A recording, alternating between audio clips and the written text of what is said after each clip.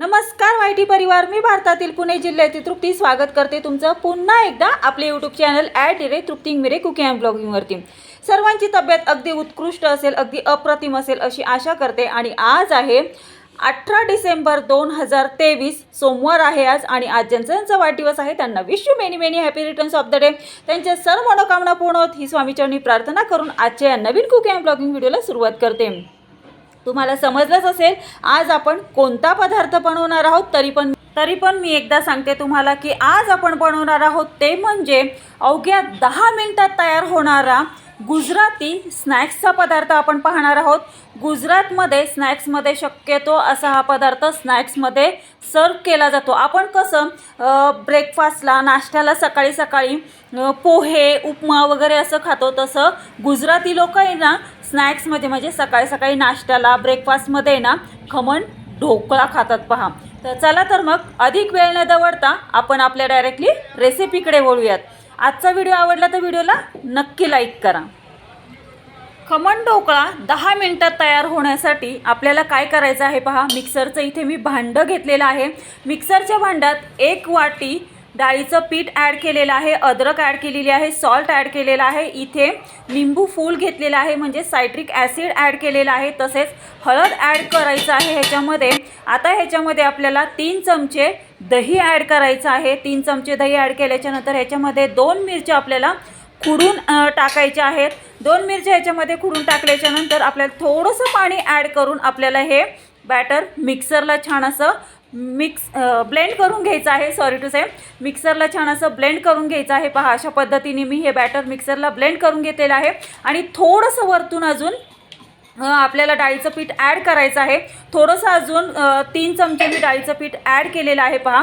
आणि अजून सॉल्ट थोडंसं ॲड केलेलं आहे। त्याच्यानंतर साखर ॲड करून छान असं हे बॅटर एकजीव करून घेतलं आहे। मी ह्या ढोकळा प्लेटला तेल असं ग्रीस करून घेत आहे आणि एकीकडे स्टीम करायला कढईसुद्धा ठेवलेली आहे पहा।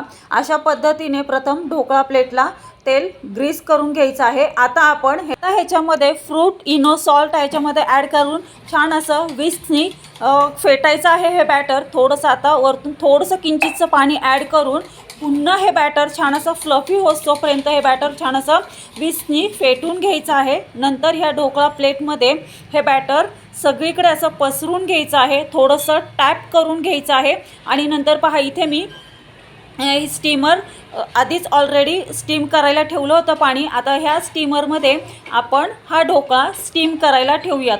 एक सांगू का, अशा पद्धतीने जर तुम्ही ढोकळा केला तर अवघ्या 10 मिनिटात तुमचा हा ढोकळा तयार होईल पहा। आता हा आपला ढोकळा आहे ना, हा ढोकळा अवघ्या आपला 10 मिनिटात तयार होईल।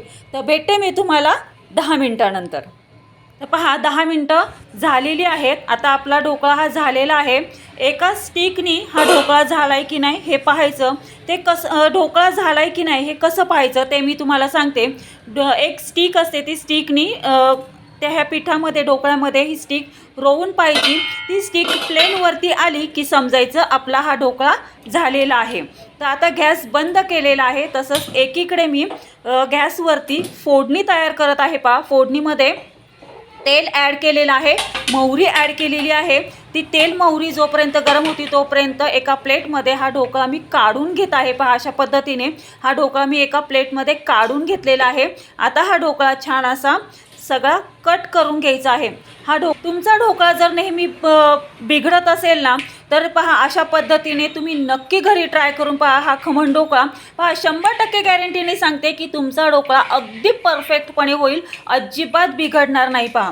पहा मी इथे आता हा ढोकळा कट करून घेत आहे। आता हा ढोकळा कट केल्याच्या नंतर आपण ह्याच्यावरती फोडणी घालणार आहे। आणि एक सांगू का, ह्या ढोकळ्यावरती अजिबात पाणी ॲड करायचं नाही आहे पहा। पाणी ॲड न करता आपण हा ढोकळा बनवायचा आहे। म्हणजे काही लोक काय करतात ती पाणी वरतून ॲड करतात, तर पाणी आपण ॲड करणार नाही आहोत। नुसती ह्याच्यावरती तेलाची फोडणी देणार आहोत पहा। आता ह्या तेलाच्या फोडणीसाठी काय काय लागतं ते मी तुम्हाला सांगते, पण त्यापूर्वी पहा आपला कसा हा अगदी स्पॉन्जी असा हा ढोकळा झालेला असेल, पाहिलंच असेल तुम्ही। पहा एकीकडे आपला तेल आणि मोहरी ही तडतडली आहे। तसेच आता आपल्याला फोडणीला द्यायची आहे ती म्हणजे कढीपत्ता फोडणीला घालायचा आहे. कढीपत्ता फोडणीला घातल्याच्यानंतर हिरवी मिरची फोडणीला घालायची आहे. त्यानंतर हिंग फोडणीला घालायचं आहे. हिंग फोडणीला घातल्याच्यानंतर आपल्याला जी कोथिंबीरसुद्धा फोडणीला घालायची आहे.